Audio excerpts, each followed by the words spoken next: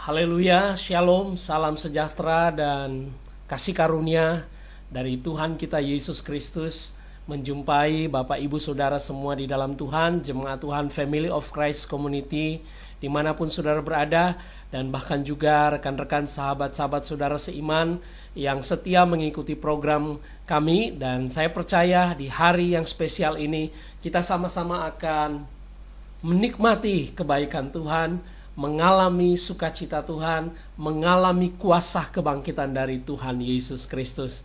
Nah, hari ini saudara, kita ada di hari yang spesial, yaitu hari kebangkitan Tuhan kita Yesus Kristus.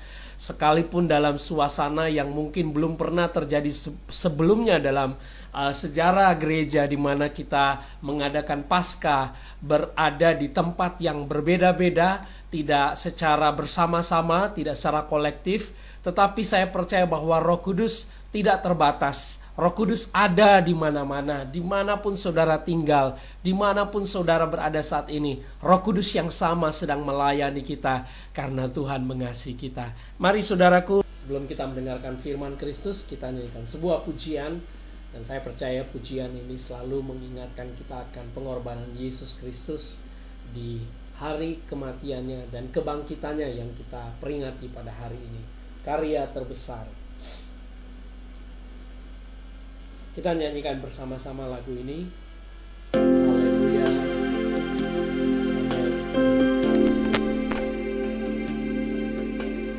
Terima kasih Tuhan buat pengorbanan-Mu. Haleluya. Katakan bersama-sama.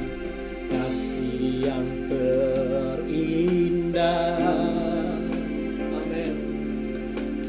hati yang mulia, hanya ku temukan di dalam-Mu, Yesusku. Pujian dari hatiku selalu di setiap waktuku, tiada pernah berubah kasih-Mu. Karya terbesar dalam hidupku, pengorbanan-Mu yang selamatkanku. Engkaulah harta yang tak ternilai, yang ku miliki dan ku hargai. Yesus, Engkau ku kagumi. Amin. Katakan sekali lagi saudara, kasih yang terindah, amin, hati yang mulia, hanya ku temukan di dalam-Mu, Yesusku. Pujian dari hatiku selalu di setiap waktuku, tiada pernah berubah kasih-Mu, kasih-Mu. Katakan bersama-sama, karya terbesar dalam hidupku, pengorbanan-Mu yang selamatkanku. Engkaulah harta yang tak ternilai, yang ku miliki dan ku hargai. Yesus, Engkau ku kagumi. Amin saudara. Hanya Dia Yesus karya terbesar dalam hidupku. Pengorbananmu yang selamatkanku.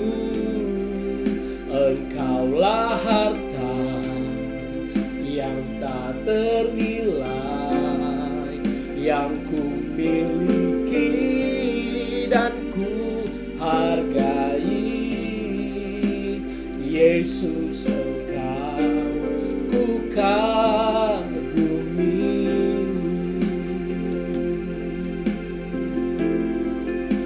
Haleluya, terima kasih Tuhan.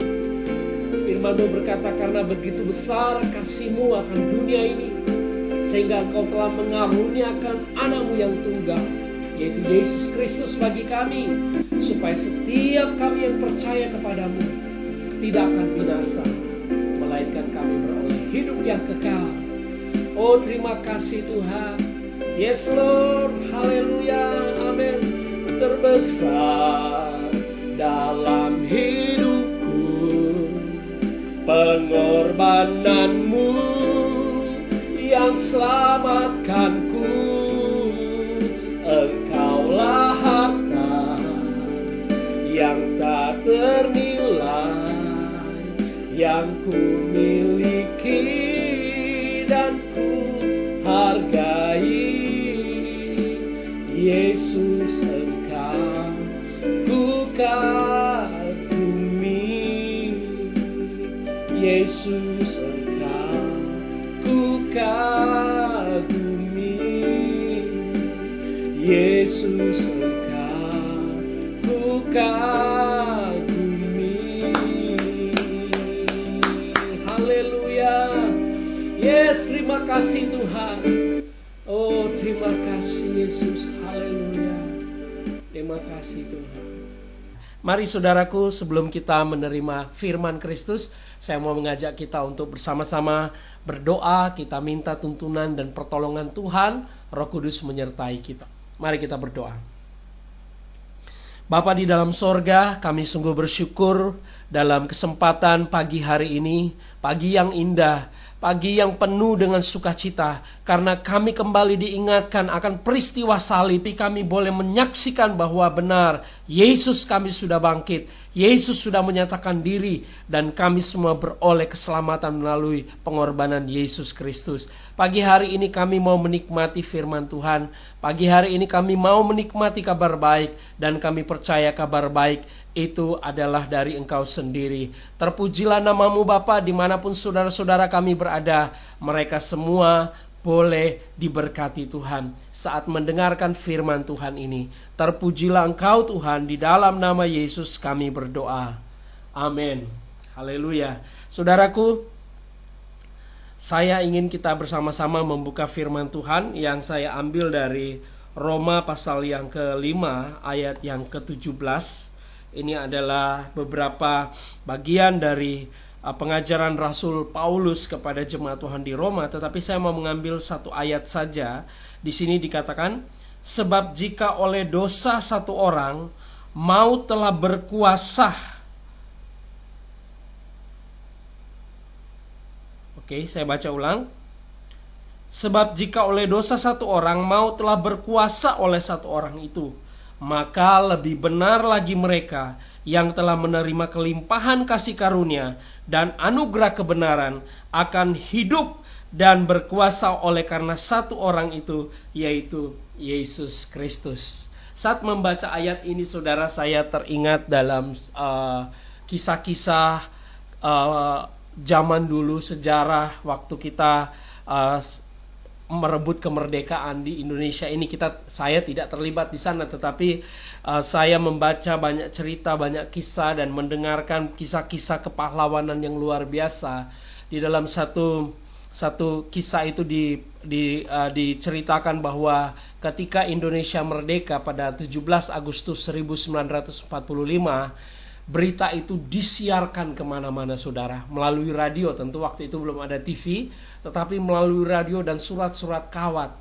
Namun sayangnya untuk beberapa tempat daerah terpencil, apalagi di tempat di mana masih dikuasai oleh penjajah yang waktu itu bangsa kita masih dijajah oleh bangsa Jepang, dan yang terjadi adalah di kem-kem tawanan orang Jepang, di mana di sana Jepang masih berkuasa dan ada banyak sekali ratusan orang di kem-kem tawanan dan mereka tidak bisa berbuat apa-apa sekalipun pada saat 17 Agustus 1945 Indonesia melalui Bung Karno dan Bung Hatta sudah menyatakan kemerdekaan. Tetapi banyak dari rakyat Indonesia, apalagi mereka yang tertawan, belum mendengar kabar itu. Sehingga ketika orang-orang yang ada di dalam tawanan itu tidak mendengar kabar itu, saudara, apa yang dilakukan oleh para tentara Jepang pada saat itu? Ya memang mereka berusaha untuk menutupi kabar itu kepada para tawanan. Karena selama tawanan-tawanan itu tidak tahu bahwa Indonesia sudah merdeka, maka mereka tidak akan berani untuk menyatakan atau untuk memproklamasikan diri atau untuk melawan penjajah pada saat itu. Jadi tentara Jepang berusaha bagaimana supaya kabar tentang bahwa Indonesia sudah merdeka tidak sampai ke telinga para tawanan. Mereka berusaha menutupi, tidak ada berita, apalagi radio, surat kabar, jangan sampai didengar oleh tawanan. Dan selama para tawanan tidak mendengar berita itu, saudara, selama para tawanan tidak pernah membaca atau mendengar lewat radio bahwa Indonesia sudah merdeka, maka mereka tidak akan berani untuk melawan, mereka tidak akan berani untuk menuntut supaya dibebaskan. Yang ada adalah mereka dijajah, mereka terus diperlakukan tidak baik, namanya juga tawanan pada zaman perang, saudara. Dan sampai pada satu ketika Jepang harus meninggalkan Indonesia, kita tahu mungkin beberapa waktu kemudian, ada yang mungkin beberapa minggu, beberapa bulan baru ketahuan, saudara. Nah, ini satu kisah betul true story, tetapi ini menggambarkan kehidupan kita sebenarnya, saudara. Berapa banyak dari kita yang kehidupan kita ditawan oleh kuasa si jahat. Mungkin kita sudah percaya Yesus, tetapi kadang-kadang masih ada keraguan di dalam hati kita. Iblis berusaha untuk menahan kabar baik yang sesungguhnya, saudara. Iblis berusaha untuk supaya jangan sampai anak-anak Tuhan mengetahui kabar yang sesungguhnya bahwa kita benar-benar sudah merdeka dari kuasa maut, yaitu dosa. Sama seperti tentara Jepang tadi, mereka berusaha untuk menutupi. Demikian juga hari-hari ini, dengan berbagai cara iblis berusaha untuk membungkam, untuk supaya saudara dan saya tidak mengenal kebenaran, supaya saudara dan saya tidak mendengar kabar baik yang sesungguhnya yang Tuhan sudah berikan untuk kita. Kalaupun mungkin yang sebagian besar kita mendengar, ya betul kita sudah percaya Yesus, ya betul saya sudah dibaptis, dan tapi kadang-kadang di dalam pikiran kita masih berpikir, Tuhan mungkin masih marah sama saya, kemarin saya berbuat dosa ini dan itu dan sebagainya. Ada saja tuduhan-tuduhan yang datang mengintimidasi kehidupan kita. Itu adalah cara iblis supaya saudara dan saya tidak mengerti, mengenal bahwa kita sesungguhnya sudah dimerdekakan oleh kebangkitan Yesus Kristus. Nah, dari pembacaan kita di sini saya ulang, sebab jika oleh dosa satu orang maut telah berkuasa oleh satu orang itu. Dosa satu orang ini dosa siapa? Dosa Adam. Dosa manusia pertama, saudara. Dia bersama istrinya jatuh dan mereka disingkirkan dari Taman Eden. Dosa itulah yang membuat dunia ini ada dalam cengkraman iblis. Dosa itulah yang membuat semua orang, semua manusia ada di dalam ancaman maut kebinasaan. Dosa itulah yang membawa kita kepada satu keadaan bahwa kita tidak bisa bertemu dengan Tuhan, apalagi mengalami kasih karunia-Nya. Dan iblis selalu berusaha untuk supaya kita tidak bertemu dengan sang kasih karunia itu.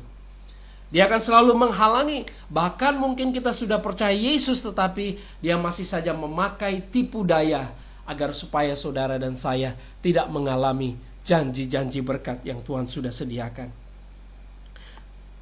Maut telah berkuasa oleh satu orang itu. Ada satu keadaan di mana manusia tidak bisa berbuat apa-apa. Maut telah menguasai, cuma oleh dosa satu orang itu, maka maut telah menguasai seluruh manusia di dunia ini. Itulah saudara melihat kuasa daripada dosa. Alkitab berkata, upah dosa adalah maut. Siapapun yang hidup di muka bumi ini, semuanya kita adalah orang-orang yang harusnya juga mengalami maut dan kebinasaan. Tetapi syukur kepada Tuhan kita Yesus Kristus. Ayat ini Paulus menjelaskan, maka lebih benar lagi mereka yang telah menerima kelimpahan kasih karunia dan anugerah kebenaran akan hidup dan berkuasa oleh karena satu orang itu, yaitu Yesus Kristus. Saudara, satu Adam, manusia pertama, membuat kita semua ada di dalam dosa. Dan Paulus berkata, tetapi Adam yang kedua, manusia yang kedua, yaitu Yesus Kristus, manusia sempurna, dialah yang datang kepada kita dan kita menerima kelimpahan kasih karunia. Inilah yang disebut dengan abundance grace, kelimpahan kasih karunia. Ini bukan hasil perbuatan saya atau saudara, tetapi ini adalah semuanya karena Yesus Kristus. Dialah yang melakukan semuanya di dalam kita. Kita menerima kasih karunia, kelimpahannya dan anugerah kebenaran, dan akan hidup dan berkuasa oleh karena satu orang itu, melalui Yesus Kristus. Karena Yesus Kristus kita menerima kelimpahan kasih karunia dan kita menerima anugerah kebenaran. Ini yang tidak bisa kita capai dengan kekuatan kita sendiri. Kebangkitan hari ini mempertegas kembali dalam kehidupan saudara bahwa saudara bukan lagi di bawah tawanan si iblis. Jangan mau lagi ditipu oleh iblis dan iblis berkata bahwa kita belum layak di hadapan Tuhan, bahwa masih ada dosa yang menggantung sehingga hari ini Tuhan masih menuntut sesuatu dalam hidup saudara. Semuanya Yesus sudah selesaikan di kayu salib. Di dalam renungan Paskah kemarin saya menyampaikan bahwa ketika Yesus digantung di kayu salib pada jam 12 siang sampai jam 3 petang, langit menjadi gelap, kegelapan menutupi seluruh bumi saudara. Disitulah peperangan yang sesungguhnya. Disitulah satu peperangan yang Yesus sendiri lakukan untuk saudara dan saya, yaitu di mana Dia merelakan, mengosongkan dirinya agar supaya semua hukuman, agar supaya semua kutukan dari dosa masuk dalam tubuhnya. Dan ketika itu semua sudah ditaruh dalam tubuh Yesus, dan saat itulah Yesus menanggung segala dosa kita. Dan Yesus berkata, sudah selesai. Dan ketika sudah selesai itu, Alkitab mencatat, maka pada saat itu dikatakan terbelahlah tirai yang ada di bait Allah di Yerusalem pada saat itu. Tirai itu menggambarkan batas atau tirai yang memisahkan antara manusia dan Tuhan. Tirai yang membuat manusia tidak bisa datang kepada Tuhan. Tirai yang membuat manusia tidak bisa langsung melihat Tuhan. Segala sesuatu harus melalui perantaran imam besar. Setiap tahun orang Israel harus mempersembahkan korban. Dan itu pun dengan berbagai syarat yang sulit sekali untuk orang Israel, apalagi kita, untuk dapat memenuhi standar-standar daripada tuntutan hukum Taurat itu. Tetapi syukur kepada Tuhan, melalui Yesus berkata sudah selesai di kayu salib, maka tirai itu terbelah menjadi dua. Semua orang bisa melihat apa yang ada di balik tirai itu. Ini sebenarnya memberikan penegasan kepada kita bahwa hukum Taurat tidak berlaku lagi atas kita. Semua dakwaan, semua tuntutan, semua penghakiman, semua kutuk sudah diterima oleh Yesus di kayu salib. Sehingga dia berkata sudah selesai. Dan ketika dia berkata sudah selesai saudara, disitulah kita boleh mengalami satu pertukaran ilahi, di mana saudara dan saya sudah ditebus oleh darah Yesus. Dan tidak sampai di situ, kita tahu kisahnya. 3 hari Yesus berada di dalam kubur.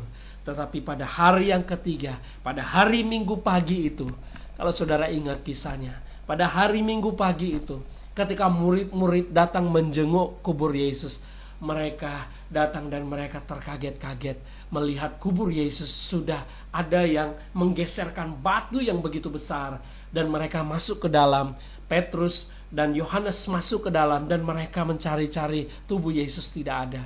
Tetapi pada saat yang bersamaan itu juga datang seorang wanita yang kita kenal disebut dalam Alkitab Maria Magdalena.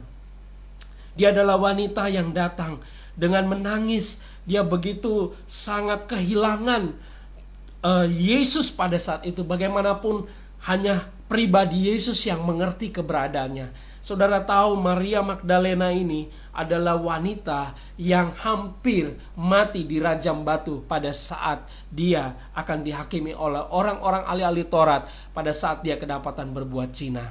Dan ketika Maria ini dipulihkan, Maria ini diampuni dosanya, dia adalah menjadi seorang murid yang paling setia. Bahkan ketika hari pertama di minggu itu, saudara, hari ketiga setelah Yesus mati, pagi-pagi benar dia sudah membawa rempah-rempah untuk datang merempahi tubuh Yesus yang ada di dalam kuburan. Dan ketika dia masuk di kubur itu, dia kaget karena Yesus pun juga tidak ada. Dan saudara tahu di dalam Injil diceritakan, dan tanpa disangka-sangka pada saat itu ketika Maria dalam kesedihan, ada suara berkata, Maria. Maria begitu kaget. Dia ingat suara itu, dan dia tahu itu adalah suara dari sang gurunya sendiri, adalah suara dari Tuhan Yesus Kristus. Sungguh indah di pagi itu bagi Maria. Maria adalah seorang wanita. Maria adalah gambaran gereja, adalah gambaran saudara dan saya. Pagi hari ini Tuhan hadir dan mau berkata kepada kita, gerejaku, anak-anakku, kekasih-kekasihku, engkau harus selalu percaya bahwa aku sudah bangkit. Inilah yang harus kita pegang, saudara. Seperti Maria di pagi hari, di tengah-tengah keputusasaan, di tengah-tengah hampir tidak ada daya, begitu mereka dalam ketakutan. Tetapi Maria di pagi hari itu, dia adalah murid pertama, bukan murid yang masuk di dalam ring satunya Tuhan, di ring satunya Tuhan Yesus, saudara. Maria tidak disebut dalam 12 muridnya Yesus. Maria adalah orang yang mungkin berada di ring berapanya dari Tuhan Yesus, tapi Maria selalu setia mengikuti Yesus. Dan kalau kita melihat Maria ini justru dari latar belakang yang boleh dikatakan seorang yang gagal, seorang yang hancur hidupnya, seorang pezina. Tetapi pertanyaannya, kenapa Maria justru adalah orang pertama di mana Yesus menampakkan dirinya? Bahkan Yesus memanggil suaranya. Ini memberikan satu pesan kepada saya, satu pesan kepada saudara, bahwa apa? Bahwa Tuhan memang datang untuk orang berdosa seperti saya dan juga seperti saudara. Tuhan mau menyatakan dirinya, kebangkitannya untuk mengalahkan dosa. Dan Maria mendengar suara itu, dan dia begitu bersukacita sekali, karena dia tahu dia sudah bertemu dengan Sang Juru Selamat yang tadinya mereka pikir sudah mati, tidak bisa berbuat apa-apa. Tetapi tiba-tiba di hari Minggu pagi itu, dia sendiri melihat wajah Yesus, dia sendiri mendengar suara Yesus, dan dia langsung pergi, dia berlari, dia menyampaikan kepada saudara-saudaranya, dan mereka terheran-heran. Bahkan Yohanes dan Petrus adalah murid yang cukup dekat dengan Yesus pada saat itu juga, tidak melihat, tidak mendengar suara Yesus. Tetapi Maria mendengar dan melihat wajah Yesus yang begitu luar biasa dalam kemuliaan tentunya. Inilah gambaran bahwa Tuhan sangat mengasihi kita gerejanya. Dia justru mau menampakkan, dia mau menyatakan jati dirinya kepada gereja Tuhan, kepada kita anak-anak yang dikasihi oleh Tuhan. Tidak ada gereja yang sempurna, saudara. Ya, Maria menggambarkan ketidaksempurnaan, tetapi dalam ketidaksempurnaan kasih karunia Tuhan hadir berkelimpahan turun dalam kehidupan Maria, dan Maria juga adalah murid yang luar biasa mengalami kasih karunia berkelimpahan itu. Saya mundur sedikit dari kisah kebangkitan ini. Sebelum Yesus bangkit, kita tahu ketika Yesus ditangkap, Yesus diadili oleh Pilatus dan diputuskan bersalah, Yesus dibawa ke bukit Golgota, saudara. Dia disalibkan di sana. Tahukah saudara bahwa ketika dia disalibkan tidak ada seorang murid pun, ya, maksud saya tidak banyak murid yang datang berkerumun melihat Yesus disalib. Hampir semuanya bersembunyi, lari ketakutan. Tapi hanya ada 3 orang yang dicatat oleh Injil, saudara, yaitu Maria Magdalena, yang murid yang tadi yang saya ceritakan, dan yang kedua Yohanes, yang selalu dikatakan murid yang selalu dekat juga dengan Yesus. Bahkan dia mempersonifikasikan dirinya adalah murid yang sangat dikasihi oleh Tuhan. Dan tentunya Ibu Yesus Maria. Mereka bertiga ada di Bukit Golgota, menyaksikan detik-detik saat Yesus menghembuskan nafas, menyerahkan nyawanya, dan dalam perkataan demi perkataan mereka mendengar apa yang Yesus katakan. Pertanyaannya, kenapa mereka bertiga ada di sana? Oke, tentang Ibu Maria, Yesus adalah Ibu Maria, mungkin kita tidak ragukan lagi, bagaimanapun dia adalah ibunya dari Yesus, saudara, secara jasmani. Tapi bagaimana dengan 2 murid yang lain? Disinilah yang kita melihat 2 murid yang lain ini, yaitu Maria dan Yohanes. Mereka adalah murid yang selalu berfokus bukan kepada kekuatan mereka sendiri. Mereka selalu seakan-akan selalu menerima. Mereka tidak berfokus pada kebaikan mereka, tapi mereka berfokus kepada kebaikan Tuhan. Mereka sangat mengalami pertolongan Tuhan yang luar biasa. Maria apalagi, saudara, dari orang yang berdosa, seorang pezina, tetapi diberi kesempatan oleh Tuhan untuk bersama-sama dengan dia. Yang saya maksudkan dari kisah ini, saya mundur sedikit di Bukit Golgota. Inilah menggambarkan tentang bahwa ketika seseorang mengalami kasih karunia Tuhan, maka orang-orang tersebut akan lebih kuat menghadapi tantangan dan cobaan. Bukankah Yohanes dan Maria, pasti mereka juga untuk hadir di Bukit Golgota bukan hal yang mudah bagi mereka. Mereka pasti diteriaki, dicemoohi. Yesus aja disiksa demikian rupa. Bagaimana mereka hanya sebagai murid-murid? Tapi ada kekuatan yang luar biasa yang membuat mereka berdiri di sana. Kekuatannya apa? Kasih daripada Tuhan.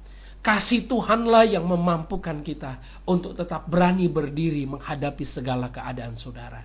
Kasih Tuhanlah yang memampukan menjadikan kita orang yang tetap berani menghadapi segala situasi yang ada.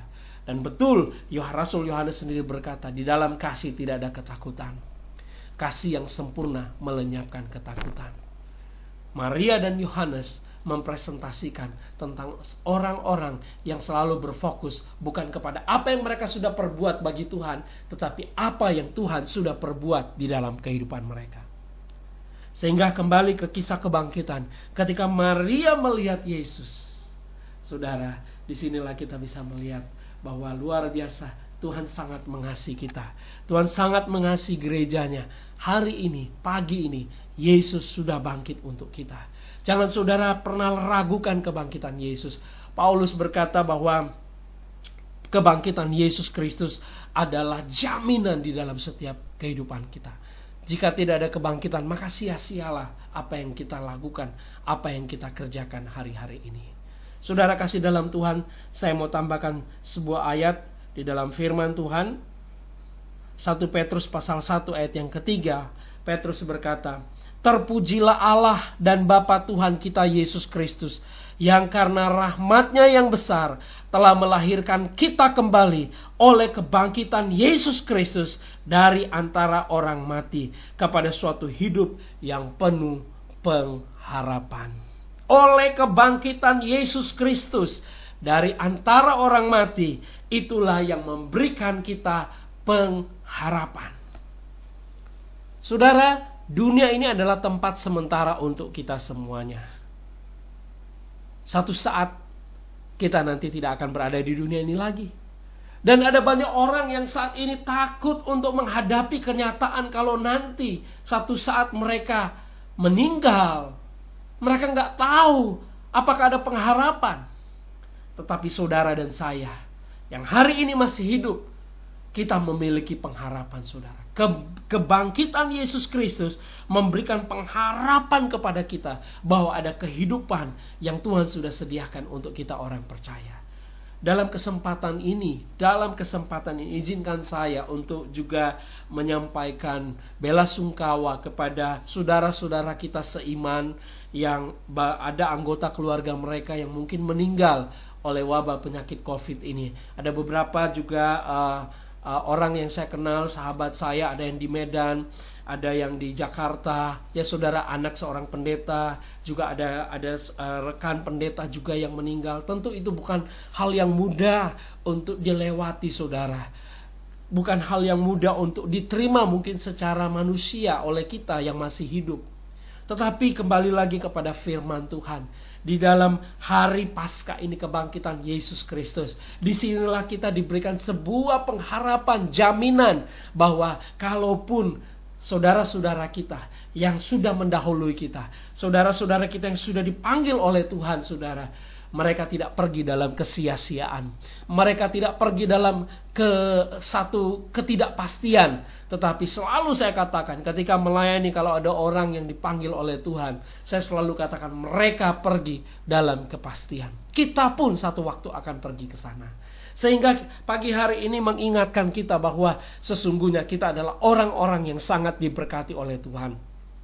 Di perayaan atau di peringatan kebangkitan ini, saya ingin menegaskan kepada kita bahwa hari ini kita hidup di dalam kelimpahan kasih karunia.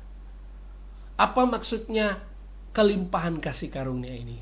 Kelimpahan kasih karunia ini adalah yang pertama, memberikan satu kesadaran kepada saudara dan saya bahwa saudara dan saya hari ini statusnya bukan lagi hamba. Saudara statusnya adalah anak-anak yang dikasih oleh Bapa. Saya selalu teringat kisah anak sulung dan anak bungsu, saudara. Di dalam Kisah Rasul, di dalam Lukas pasal 15, di sana diceritakan bagaimana perumpamaan tentang anak bungsu yang pergi berfoya-foya dan akhirnya hidupnya berantakan dan akhirnya hidupnya kelaparan dan sebagainya, mengalami hal yang paling buruk ketika dia meninggalkan rumah ayahnya. Tapi kita tahu kisahnya ketika dia kembali ke rumah ayahnya, kita melihat bahwa ayahnya penuh dengan kasih karunia, menerima sang anak. Anak itu tidak pernah disingkirkan oleh bapaknya. Selalu anak itu diberikan kelimpahan kasih karunia. Karena memang dia adalah anak. Saudara dan saya juga adalah anak Tuhan. Kehidupan kita memang bisa saja tidak sempurna, saudara. Kehidupan kita menjalani hidup ini banyak sekali kita gagal dan salah. Tetapi satu perkara di dalam Yesus Kristus, bahwa dia selalu melihat kita sebagai anak. Dan dia selalu menerima kita, dia merangkul kita. Dia selalu memberikan yang terbaik dalam hidup kita. Saudara, saya menyampaikan ini tentu bukan berarti saya kompromi dengan orang berbuat salah atau berbuat dosa dan kejahatan. Tidak. Yang saya maksudkan di sini bukan berarti dengan demikian kita menerima kelimpahan kasih karunia. Ya udah, bebas kita berbuat salah, bebas kita berbuat dosa dan sebagainya. Tentu tidak demikian, karena Paulus sendiri juga berkata, dengan kita menerima kebangkitan Kristus, kita mengalami kemerdekaan dalam Kristus, tetapi bukan berarti kemerdekaan itu kita sia-siakan dengan kita hidup dalam dosa. Jadi apa akibatnya kalau kita berbuat dosa? Saudara, bahwa Alkitab itu tidak pernah berubah, bahwa firman Tuhan itu selalu konsisten. Segala kejahatan, segala perbuatan dosa yang saudara dan saya lakukan, sesuatu yang saudara lakukan, padahal saudara sudah menerima Tuhan, pasti ada akibatnya, saudara. Pasti ada yang akan saudara alami. Saya nggak mau mengatakan bahwa saudara mengalami hal yang buruk atau saya mendoakan demikian, tidak. Tetapi apa yang kita tabur kita akan tuai. Lah, kalau begitu bagaimana? Apakah Tuhan tidak mengasihi kita? Tuhan tetap mengasihi kita. Tetapi kita juga harus bertanggung jawab dengan apa yang kita lakukan. Namun sekalipun kita dalam keadaan salah atau gagal seperti itu, kasih Tuhan tidak pernah habis untuk kita, saudara. Kasih Tuhan selalu ada untuk kita. Yang saya mau tegaskan di sini, pertama, bahwa secara vertikal Ketika saudara percaya akan kuasa kebangkitan ini yang dikatakan oleh Paulus di sini, bahwa kita akan hidup berkuasa oleh karena satu orang itu, yaitu Kristus, kita menerima anugerah kebenaran dan kelimpahan kasih karunia, yaitu secara vertikal hubungan kita dengan Tuhan itu sudah selesai. Tuhan tidak pernah lagi menuntut, Tuhan tidak pernah lagi menghukum kehidupan saudara dan saya. Namun secara kehidupan horizontal ada hal yang harus kita pertanggungjawabkan. Ketika kita berbuat salah, misalnya, mohon maaf, mungkin bisa saja kita berbuat hal yang tidak baik. Kalau kita misalnya kedapatan mencuri, ya kita bisa masuk polisi, saudara. Kita bisa dikandangin, kita bisa dipenjara. Tapi pertanyaannya, apakah Tuhan sudah membuang kita? Tidak, saudara. Kita dihukum, bukan Tuhan yang menghukum, tetapi yang menghukum kita adalah akibat dari kesalahan kita sendiri. Dan ada sistem, ada hukum yang menghukumnya. Tetapi secara vertikal, secara relasi dengan Tuhan, saudara tidak pernah dihukum lagi oleh Kristus. Makanya di sini kembali berulang-ulang kami menegaskan bahwa kalaupun saudara mengalami sakit, mengalami sesuatu yang buruk, mengalami musibah atau apapun, jangan pernah saudara berpikir Tuhan sedang menghukum kehidupan saudara. Jangan berpikir bahwa COVID-19, penyakit yang luar biasa ini sedang menyebar kepada banyak orang, dan saudara berkata, oh itu Tuhan lagi menghukum, oh itu hukuman Tuhan. Dengan penuh keyakinan dan penuh kasih, saya mau katakan, di dalam Yesus Kristus tidak ada penghukuman. Yesus bukan penyebab sakit penyakit. Yesus bukan sumber sakit penyakit, tapi Yesus justru sumber kehidupan. Dialah sumber pengharapan bagi kita. Dia mati untuk menanggung semua dosa kita, bahkan segala sakit penyakit kita, dan dia sudah bangkit untuk kita. Dan Alkitab berkata di sini, Paulus kembali berkata, akan hidup dan berkuasa oleh karena satu orang itu. Sebaliknya kita diberikan kuasa. Kuasa apa? Kuasa untuk kita melihat kebaikan-kebaikan Tuhan dinyatakan dalam kehidupan kita setiap saat. Kekasih-kekasih Tuhan, di hari kita merayakan kebangkitan atau memperingati kebangkitan Yesus Kristus, mari saya mau mengajak kita bersama-sama untuk selalu mengingat bahwa dengan kebangkitan Yesus Kristus, kita semua sudah diberikan kelimpahan kasih karunia. Di dalam surat Ibrani dikatakan kita diberikan keberanian untuk menghampiri takhta kasih karunia Tuhan. Luar biasa, saudara, menerima takhta kasih karunia Tuhan. Mari kita lihat ayatnya. Saya ingin saudara melihat ayat ini. Ya, kita lihat di dalam Ibrani pasal 4 ayat 16.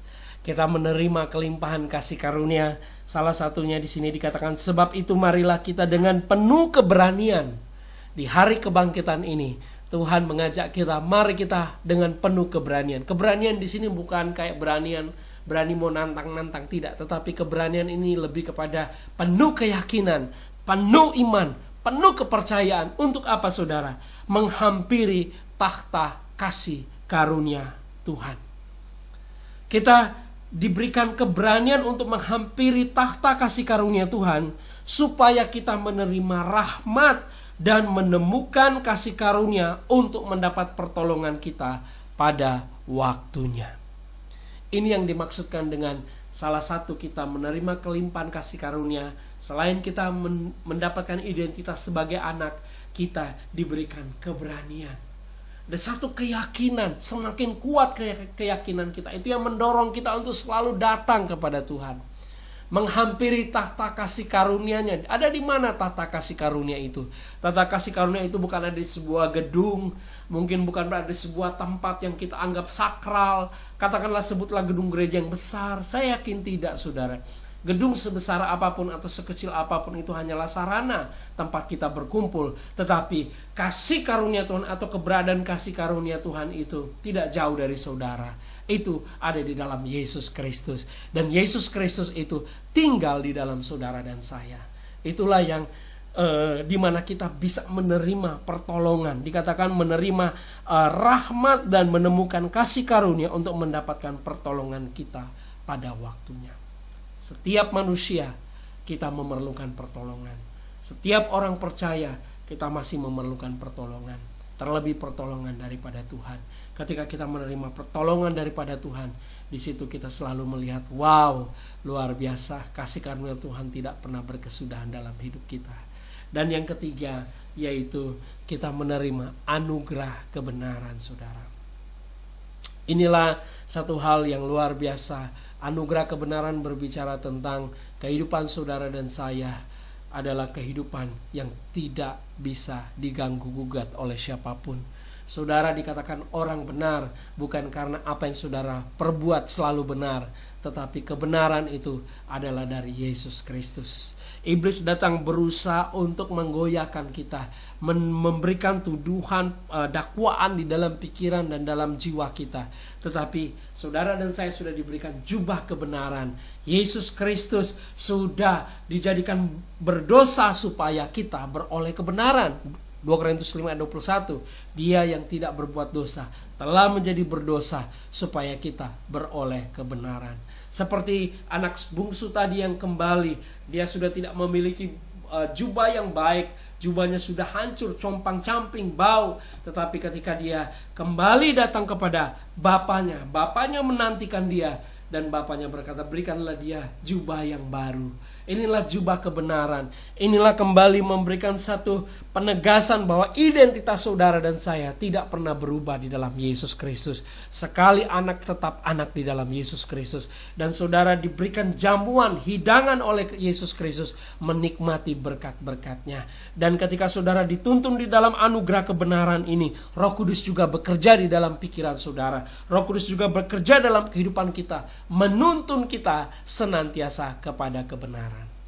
Kelimpahan kasih karunia dan anugerah kebenaran itu adalah juga bagian dari pekerjaan Roh Kudus menuntun saudara dan saya untuk melihat kehidupan ini, kehidupan yang penuh dengan kuasa. Artinya apapun boleh datang menimpa saudara, apapun mungkin datang menakuti saudara, tetapi kuasa kebangkitan Yesus Kristus memberikan kita kekuatan untuk berharap, kuasa untuk berkata-kata dengan iman, datang di takhta kasih karunia Tuhan, mengalami anugerahnya yang berkelimpahan. Saudaraku, doa saya di hari kebangkitan ini, ketika kita mengingat kebangkitan Yesus Kristus, kita tahu dia sudah hidup untuk selama-lamanya, dan dia tidak pernah meninggalkan kita. Dia tinggal di dalam kita, dia selalu ada di dalam hidup kita. Dan saya percaya semua jadi karena kemurahan Tuhan. Haleluya. Baik saudara, mari kita akhiri renungan ini, dan saya percaya semua saudara sudah diberkati Tuhan. Kita berdoa, kita percaya semua firman Kristus ini sudah menjadi berkat dalam kehidupan kita. Mari kita tundukkan kepala dan kita berdoa. Bapa, di dalam nama Yesus, terima kasih buat firman-Mu, kuasa kebangkitan yang Tuhan sudah berikan dalam kehidupan kami. Kami boleh beroleh kelimpahan kasih karunia dan anugerah kebenaran, sehingga kami tidak dibawa lagi intimidasi dari si iblis. Kami bahkan melihat bahwa kami adalah anak-anak yang Kau kasihi. Kebangkitan-Mu adalah satu pengharapan bagi kami, dan kami boleh datang senantiasa ke takhta kasih karunia-Mu, mengalami kelimpahan kasih karunia. Terima kasih Tuhan. Terima kasih Bapa. Setiap anak-anak-Mu dimanapun mereka berada, Tuhan menjamah kami, Tuhan memberikan kesehatan, kekuatan kepada kami, dan Tuhan menyatakan pemulihan dalam kehidupan kami. Kalau ada yang dalam keadaan duka cita, Tuhan hiburkan dalam nama Yesus. Dalam keadaan susah, dalam kesulitan, dalam satu musibah atau hal yang buruk terjadi, biarlah di hari ini Tuhan pengharapan-Mu datang. Mereka boleh mengalami pertolongannya pada waktunya, karena kami bersama-sama datang menghampiri Engkau di takhta kasih karunia-Mu. Karena kasih karunia-Mu tidak berbicara tentang apa yang kami sudah lakukan, tetapi kasih karunia-Mu selalu berbicara tentang apa yang Tuhan sudah lakukan dan akan terus lakukan dalam kehidupan kami. Terima kasih Tuhan, Engkau sudah mengampuni kami, membenarkan kami, melayakkan kami. Kami bersyukur untuk berkat-berkat-Mu. Di dalam nama Tuhan Yesus Kristus kami berdoa dan mengucap syukur. Haleluya. Amin. Puji Tuhan saudaraku, kita sungguh diberkati Tuhan. Dan pada hari Minggu ini, dimanapun saudara berada, tetap bersukacita dan selalu ingat bahwa saudara dan saya dipenuhi oleh kelimpahan kasih karunia dan anugerah kebenaran di dalam Yesus Kristus. Kita akan berjumpa lagi minggu depan di dalam ibadah kita. Kita berdoa supaya